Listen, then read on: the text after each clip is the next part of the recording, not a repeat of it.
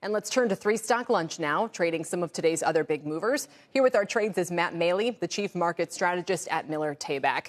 Matt, it's great to see you. Actually, let's start with the stock that we were just mentioning, Wynn Resorts. What do you do with it here, and what are your thoughts? Well, I mean, do you want to go against Tilmer Fertitta? I mean, he's just because he's buying it doesn't mean it's going to necessarily go up. But boy, betting against him has not been a good one in the past. I mean, the stock is, it's not crazy cheap, but at 20 times earnings, I mean, every time it's traded below 20 times earnings the last 3 or 4 years, it has rallied back in a major way. And we're talking about what's going on with their expansions in the UAE. But I also like the situation in China. And you might be thinking, what are you, crazy? I mean, China's, they're slowing down everything.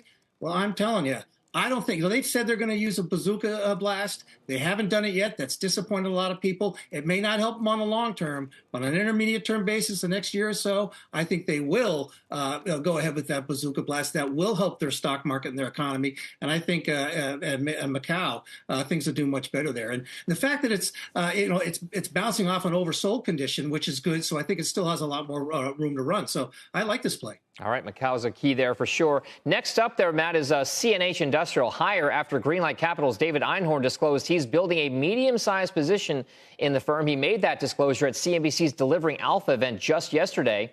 Einhorn called the shares cheap and said that the ag equipment sector is now ending a down cycle. So is CNH, with its 6% gain, one you want to buy into?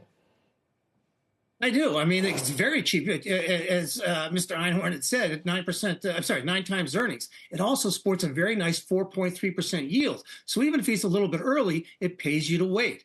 But I mean, the stock, it's down 14%. Just since the springtime. It's oversold on a technical basis, and so are things. Some of the ag prices, like especially wheat, which is down 30% in the last couple of months. So I think this one's another good play. It may take a little while for it to play out, but we don't want to have everything in Bitcoin and the Mag 7 stocks.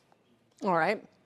Well, let's go to a totally different kind of tack here, which is Tapestry, the biggest gainer on the S&P today after they agreed to call off their planned merger with rival Capri. Now, the FTC successfully sued to block the potential mega deal, but investors might have thought they would revive it under a new administration. Do you like the stock?